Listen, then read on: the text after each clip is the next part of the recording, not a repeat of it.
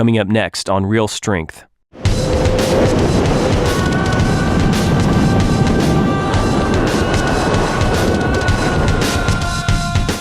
I'm Jeremy Shore. As a strength and conditioning coach, it's my job to teach athletes power, speed, focus, and endurance.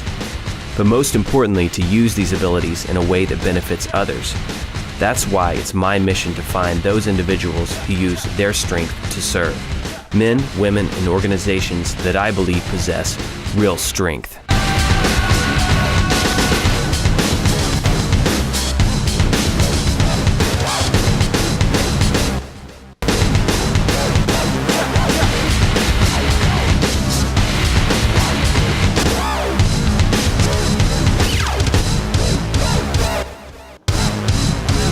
This week I head out west to the Colorado Rocky Mountains, where I've heard of an organization that possesses the exact strength and qualities I've been looking for. Good to go.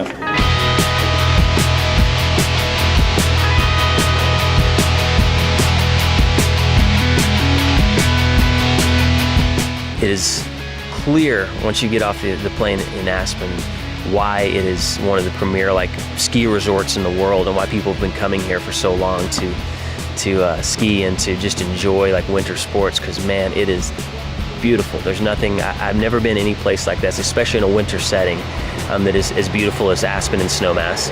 You can get at the top of the mountain and be with the best of the best, and you can be down skiing with all the kids, which some of them are at the top of the mountain too.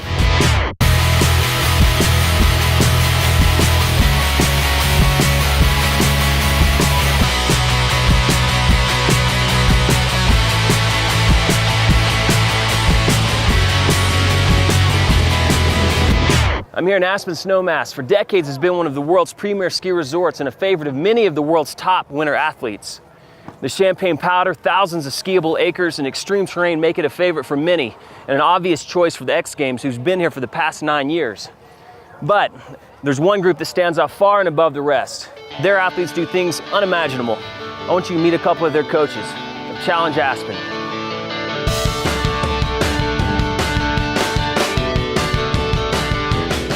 This highly competitive team produces some of the top skiers in the world thanks to world-class coaching, spearheaded by Kevin Jardine and former U.S. ski team coach Jono McBride, who led Olympian Bodie Miller to his second World Cup overall title. Of course, it's neat when guys win races and you win cups and titles and medals, and I feel like the experience was more rewarding to me than just the medal. But what sets these world-class coaches apart is that they are using their experience and abilities to teach the disabled the exciting world of competitive skiing. The Challenge Aspen team is one of the newest and fastest growing disabled ski teams in the world, and is part of an organization that has been opening up possibilities for disabled individuals for years. Truly, if you can do this, you can do anything. It's not about the disability here, but it's all about learning that you can do something and life is not over. When you lose your sight, you lose your legs, you still have a great life ahead of you. To be able to actually get out and in the outdoor world and in sport and kind of dig their teeth into something they can hold on to in this world and something to live for and move forward with.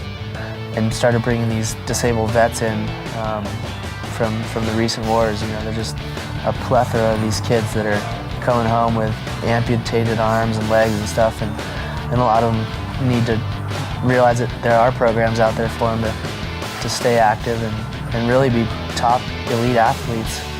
Witnessing firsthand the drive and intensity of these coaches, it's clear why the team's mission is to push the limits so the athletes reach their maximum athletic potential.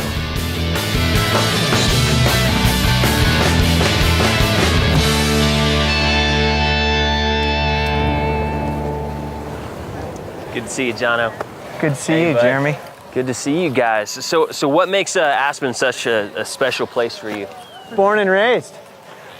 Yeah? Kind of partial. Yeah, well, I've heard a lot about your athletes. I know that they do some pretty extraordinary things, and I know as coaches that it's probably a lot of work. I mean, because obviously they're competing at the international level, and that's the best of the best. And I'm really looking forward to seeing what behind the scenes goes into competitive athletes. So what can I expect? We'll show you. All right.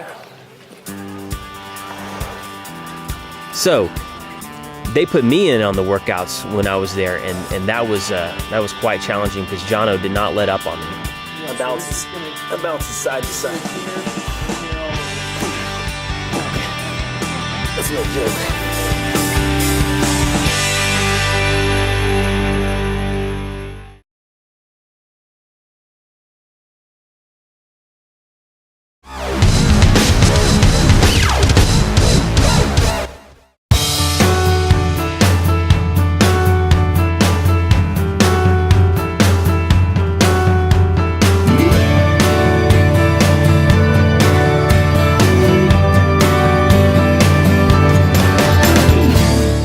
Hey, this morning we're here at Altitude Body Performance Center in Aspen, Colorado. We're gonna get into a little bit of off-hill circuit training with Jono and Jonathan. Let's see what they have set up for us.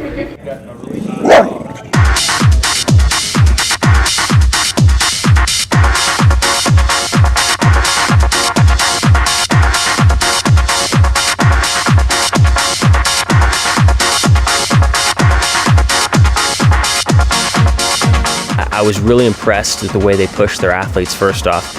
I mean, they set up the stations for their circuit training just like I would set them up with, you know, a non-disabled athlete. And they have to be so thoughtful as they're setting these up, and they have to almost be ready to change an exercise on the fly because every one of their athletes has a different limitation. And for you, Jeremy, you should hold those in your hands. With my explosive, explosive so everything's lunges. up as high as you can. Gotcha. Okay. That's what you're trying to do. Perfect. 5 seconds. Ready? Begin. Come on, guys. Speed. Come on. 5 seconds. Go. 3, 2, 1. Good job. Switch it up. Okay, I'm done. They put me in on the workouts when I was there, and that was quite challenging because Jono did not let up on me. Yeah, you guys might want to cut the cameras off for this. He keeps putting me into exercises. I'm like, I can get this one. I'm totally familiar with this move. And then all of a sudden he takes like a foot and a hand off the ground, and I'm like, whatever.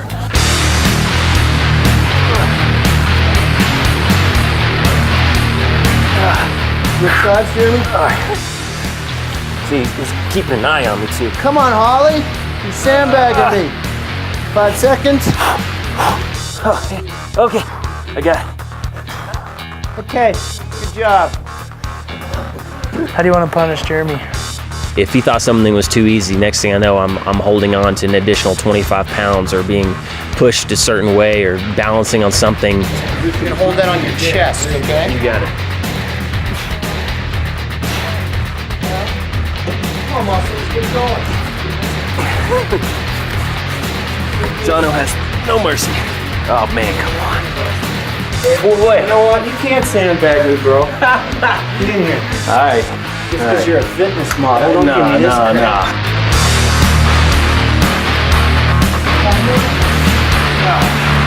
I bounce side to side. In here, all over. That's no joke.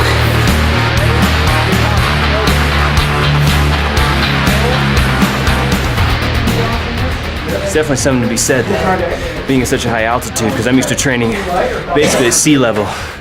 So getting oxygen in your lungs is, yeah, I know, water's for the weak. Open bar.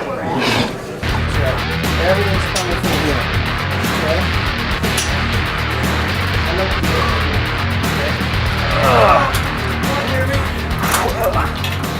Yeah, there we go.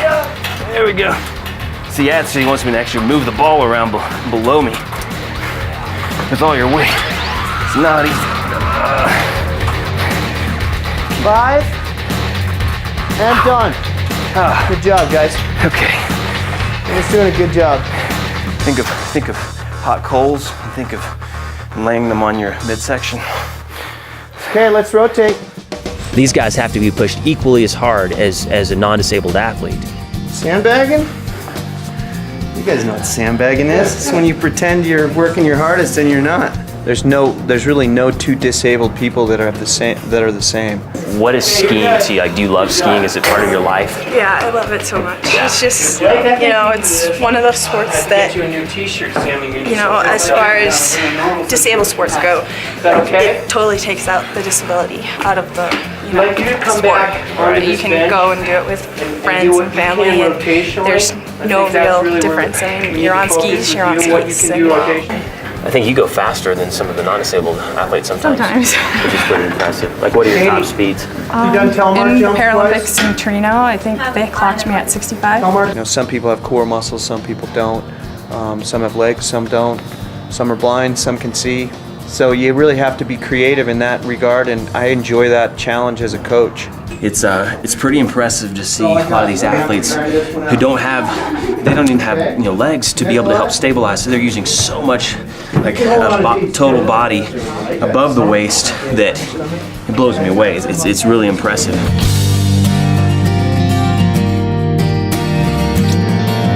Two, one, and done. Good job. Whoa.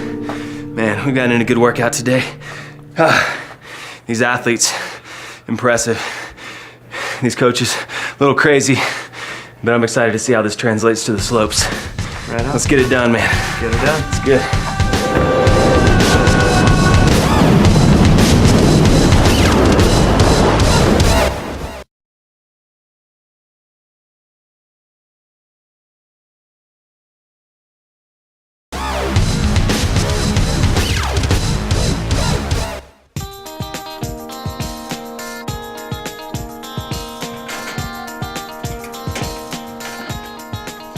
Basically, anyone that's paralyzed, whether they're a bilateral amputee or they have one leg or they have both legs but they have no use of them, they sit in a chair, a custom-made chair, which we call bucket, which is mounted on one ski on a frame which has suspension, and then they have to basically ski from their waist up, or if their disability is higher, from their chest up. Actually, a challenging part, figuring out how it all works. All right, let's lean back. Yeah. That's the way it's going to sit on a ski. Whoa. Coaches Jono and Jonathan take a moment to educate me about the types of sit skis Challenge Aspen uses. They give me the opportunity to try out the one I'll be testing on the slopes. Back and forth. And then there's the other part of the process with skiing is the fore aft, which you have to use. Yeah, what we have on our hands today is a Bramble sit ski. With the help of Spencer, a Challenge Aspen instructor, I'm able to get a good sense of what the first time in a sit ski is like for these athletes. So let's go ahead and get in it and check it out. Okay, all right. Wow. Definitely have to have some good upper body strength here too, yeah. For sure. Cool, so now you're starting to get it a little bit. Okay, gotcha.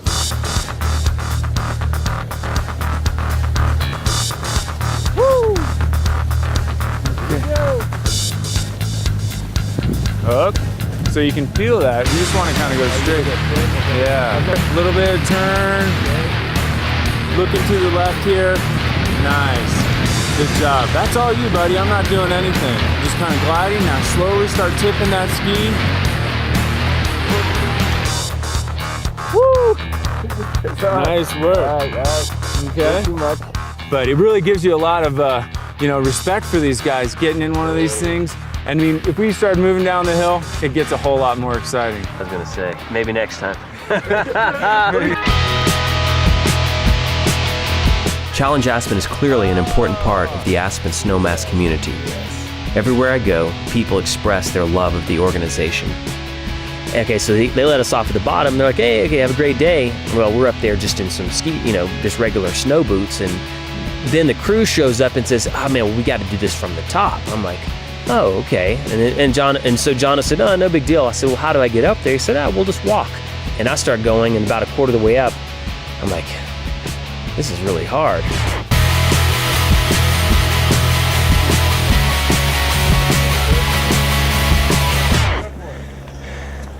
Hold on a sec. I was about halfway up the hill. I look back and see three of the crew members starting the trek, and I'm like, I stayed up with them, but I collapsed upon getting to the top of that hill. Okay, we're here. I do have one, come up here, I want to show you one thing.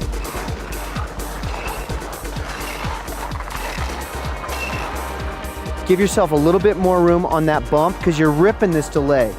And then you're getting a little bit later, and then that bump's throwing you. We have 18 athletes on the team. Yeah. Some of them live in different locations and then just come to races with us. That's one of the main goals, is to, you know, promote independence. You know, we're not going to be there picking them up off the snow every time they fall over. Come on.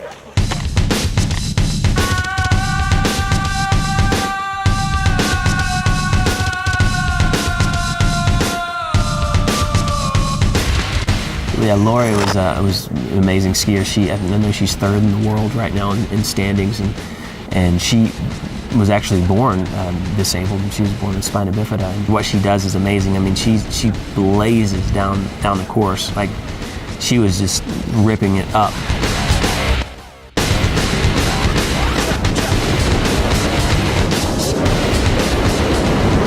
Who are these guys coming down right now? What? This is Blake and Holiday coming down right now. Okay. They're a visually impaired couple. Holiday is in the back. And she skis down using Blake as her eyes. She's following his lead. So I want you to try that. Driving your hands and your knees right at Blake. Right at Blake, okay? What happens when you're a VI, visually impaired, you follow almost all your life. I mean, we learn to do what we do by mimicking. You never want to be first in a buffet line because you don't have a clue what's up there. Do you guys get nervous before? Oh, Yeah, yeah. oh, extremely. Yeah, where do you- Fear Extremely, yes. factor's high. There's definitely a fear factor.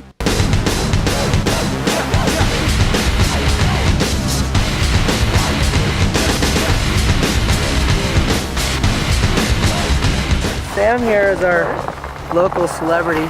Oh, I heard about just you, took man. I heard you just got second. Silver medal in the X Games in the monocross. That's awesome. And how many times have you competed? I was actually the first one to drop in the half pipe, and then from there we got Sarah Will involved.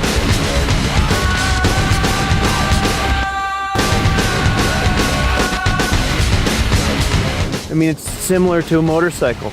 You know, if you're out riding a trail or you're riding a track, different conditions, everyone tweaks their bike so that it's different. And it's exactly what these guys need to do. You're moving as fast as a motorcycle many times. Oh, yeah. From what I see.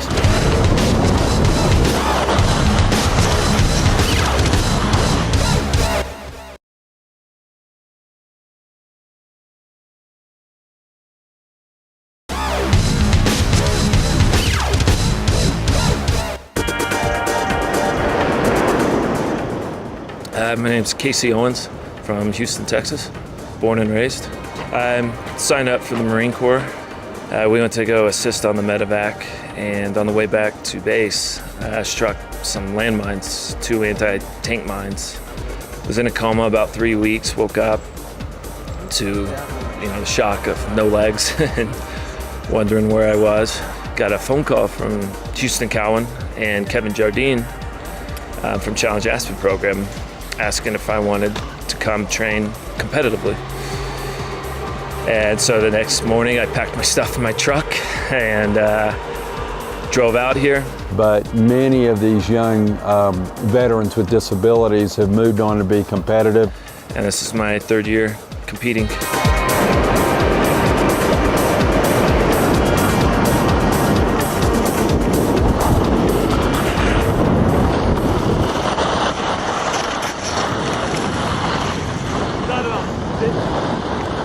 I don't know, total roadblock, just total, my mojo's gone from it, and I don't know what I need to do or...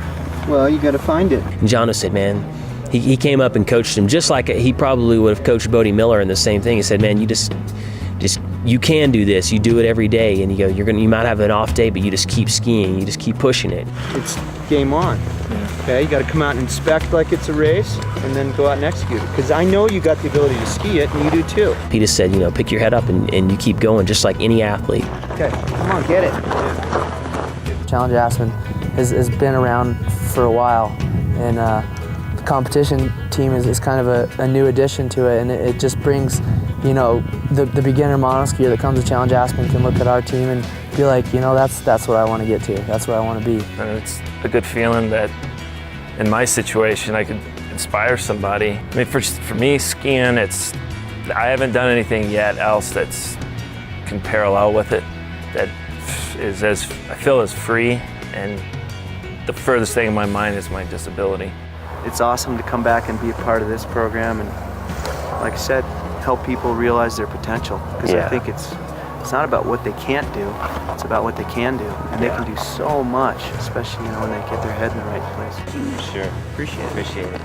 I came here initially thinking that I was mostly featuring the coaches because they possess an intense amount of real strength. I mean, they have the ability to coach and do whatever they want at any level, and they've chosen to step into an organization that works with people that most people would see as limited. They don't see them as limited, they see them as athletes.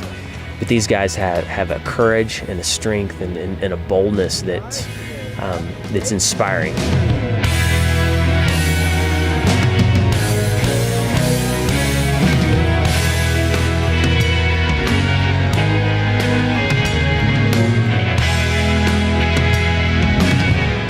Sir Edmund Hillary once said, "It's not the mountain we conquer, but ourselves." That's true of Challenge Aspen on so many levels. The athletes who have chosen not to be limited by their disability, but to overcome in extraordinary ways. The coaches who pass along the tools, training, and experience which allow these athletes to compete at the international level. And an organization who shatters perception of individuals with disabilities. As my time here comes to a close, I leave knowing that Challenge Aspen truly possesses real strength.